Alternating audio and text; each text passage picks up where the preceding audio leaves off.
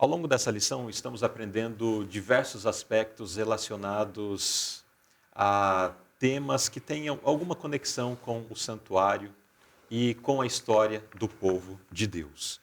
Mas nessas últimas duas lições, nós já entendemos um pouco mais sobre a questão do ministério profético.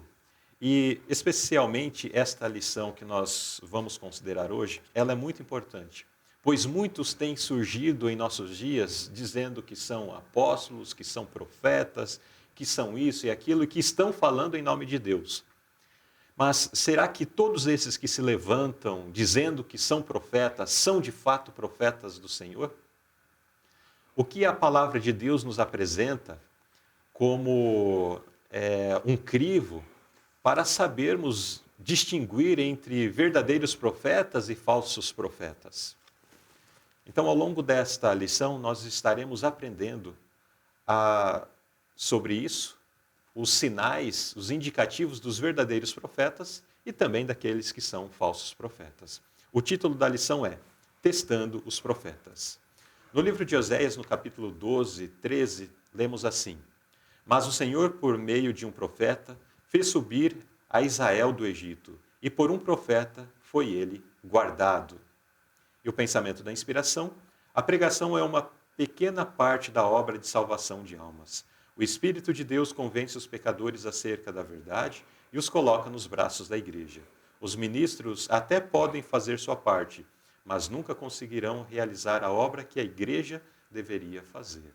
Então, a igreja é um organismo com muitos dons e cada qual no exercício do seu dom. Então, trabalhando, a igreja, por isso, consegue realizar esta obra. Mas vamos partir para o estudo dos tópicos desta lição. E o primeiro tópico é perseguição e sacrifício. Professor Alexandre, o que os verdadeiros profetas devem suportar e por quê? O chamado profético, mesmo quando Deus fez o chamado profético para Isaías e para Jeremias, ele não prometeu sucesso. Normalmente, quando a gente estuda Isaías 6, que é o chamado de Isaías, a gente vai até o versículo 8, eis-me aqui, envie-me a mim. Mas a gente não continua no 9. O 9 diz que, mas esse povo será de dura serviço, não vai te ouvir, você vai para lá e não vai te ouvir, eles não vão te entender, vão te perseguir. A mesma coisa que Deus falou para Jeremias, no chamado Jeremias já avisou. Você vai ser profeta, você vai passar por isso, por isso, por isso. Porque nem sempre aquilo que o profeta tem para dizer agrada. Então ele tem que esperar, quando é chamado por Deus, ele tem que esperar rejeição, perseguição, incompreensão, injustiça, porque faz parte da missão dele. Né? Então, por conta da mensagem profética não agradar os ouvidos, muitos, nem todos agem como Davi, que quando o profeta Natan chegou lá diante dele e o repreendeu, ele se humilhou, né? E mesmo ao longo da história sagrada, nós percebemos ali que muitos, quando foram repreendidos, o que eles fizeram foi tirar a espada ou mandar prender o profeta, lançar no calabouço e, enfim, não aceita, João né? Batista era profeta, né? E ele passou por essa situação também.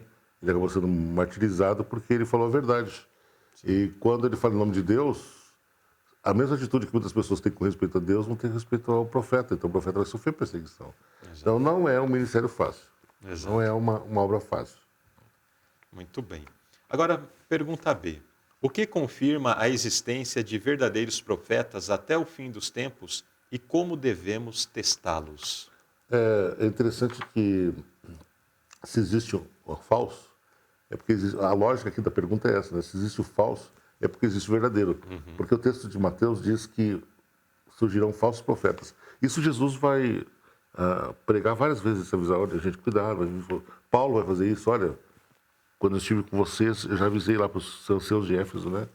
Que vai ter gente, lobos devoradores no meio de vocês. João é mais duro ainda, olha, nem dê atenção para ele, nem conversa com ele. O apóstolo João, quando escreveu a segunda e a terceira carta. Então, é esperado essa contrafação.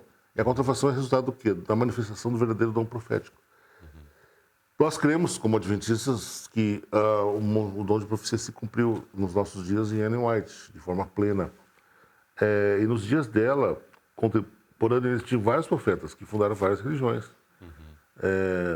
eu sei que a gente não vive numa época de politicamente correto, mas em 1830, José Smith alegou ter recebido visões e fundou a Igreja de Jesus Cristo dos Santos Últimos Dias, conhecida como Mormons. Inclusive, em 1830, ele publicou o livro de Mormon, como sendo um novo testemunho de Jesus, uma revelação de Jesus. E ele acredita, os Mormons acreditam que todos os escritos de José Smith, como dos sucessores dele, todo o presidente da igreja, Mormon, ele é um profeta. Um profeta, ele chama profeta vivo.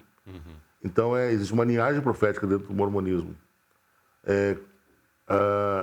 Logo depois do tempo do irmão White, quando o irmão White já estava já mais avançada idade, fundou a ciência cristã, Mary Baker Eddy, né? Ela fundou o Edianismo, que é a ciência cristã, ou cristocentista, que em Boston, né? E mesmo dentro do Adventismo também surgiram vários profetas que se alegavam ser chamados por Deus, né? Como Anna Phillips e outras mais, a Howell e outras mais, quando ela morreu, a Howell e Anna Phillips no tempo dela. Então, o próprio George Knight, ele fala no livro Em Busca de Identidade, quando ele fala sobre o dom profético, ele diz que quando Ellen White se levantou para dizer que tinha recebido a mensagem de Deus, ela era uma adolescente de 17 anos, entre muitas que alegavam a mesma coisa.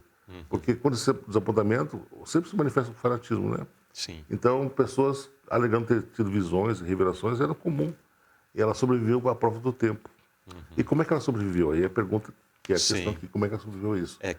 Que seria o teste, né? Qual é o Isso. teste para poder, então, distinguir entre falso- os tantos profetas, qual é o falso e qual é o verdadeiro? Qual é a prova do tempo? Basicamente, aqui a lição foca na questão do fruto. Qual é o impacto que tem esse ministério sobre a vida das pessoas? Qual fruto produz? É um fruto bom ou um fruto ruim? Se você pegar, alguns anos atrás, o Instituto Smithsoniano, ele publicou uma lista dos 100 maiores americanos da história, que mais tiveram impacto sobre a nação. E entre eles estava Ellen White. Tanto pelas páginas que escreveu, como pelo próprio ministério, né? Se a gente quem conhece a história do Adventismo, sabe que nós devemos muito a ela. Ela instruiu como montar escola, como dirigir, como fazer um trabalho de abrir campo, como deve ser o trabalho do pastor, o trabalho dos membros. Ela deu no diretriz. E eu te digo uma coisa, Luzilei. Como disse lá, está lá em 2 Crônicas 20:20, né? Crede em seus profetas e estareis seguros. Crede no Senhor e estareis seguros, crede em seus profetas e prosperareis. Eu acredito fiamente que quando nós seguimos as orientações que a Ellen White recebeu com respeito ao departamento que dirigimos, ele prospera. Se a gente faz da nossa cabeça, faz do nosso jeito, quer adaptar, quer mudar, ele não vai prosperar. Se algum departamento da igreja não está funcionando bem, é porque ele não está seguindo as orientações de Deus através da profecia de Ellen White. Quando segue essas orientações, o setor prospera. Pode ter certeza que eu tenho observado isso, né? Então, aí tem a prova do tempo e também a prova da sua fidelidade também na relação com Deus. E o impacto que ela tem sobre a vida das pessoas, né? Eu acho que o fruto aqui que Jesus enfatizou é exatamente o impacto que as pessoas... Que benefício traz esse ministério?